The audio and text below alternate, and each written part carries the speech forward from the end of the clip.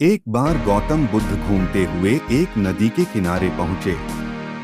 वहां उन्होंने देखा कि एक मछुआरा जाल बिछाता और उसमें मछलियां फंसने पर उन्हें किनारे रख दोबारा जाल डाल देता। मछलियां पानी के बिना तड़पती हुई मर जाती।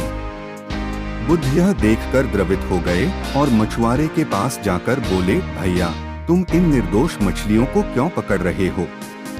मछुआरा बुद्ध की ओर देखकर बोला, महाराज, मैं इन्हें पकड़कर बाजार में बेचूंगा और धन कमाऊंगा। बुद्ध बोले, तुम मुझसे इनके दाम ले लो और इन मछलियों को छोड़ दो।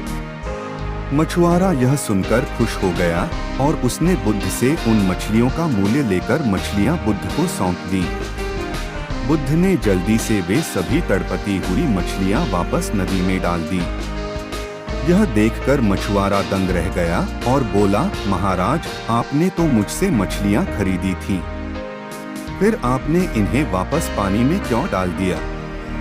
यह सुनकर बुद्ध ने कहा, ये मैंने तुमसे इसलिए खरीदी हैं ताकि इनको दोबारा जीवन दे सकूं। किसी की हत्या करना पाप है। यदि मैं तुम्हारा ही गला घोंटने लगूं तो तुम्हें कैसा लगेगा? यह सुनकर मछुआरा हैरानी से बुद्ध की ओर देखने लगा।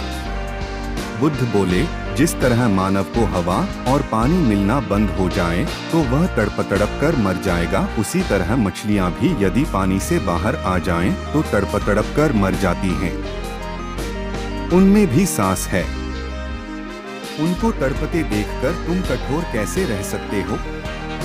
बुद्ध की बातें सुनकर मछुआरा लज्जित हो गया और बोला, महाराज, आज आपने मेरी आंखें खोल दी। अभी तक मुझे यह काम उचित लगता था, पर अब लगता है कि इससे भी अच्छे काम करके मैं अपनी आजीविका चला सकता हूँ। मैं चित्र भी बनाता हूँ। आज से मैं चित्रकला से ही अपनी आजीविका कमाऊंगा। इसके बाद वह वहाँ से चला गया और कुछ ही समय में प्रसिद्ध चित्रकार बन गया।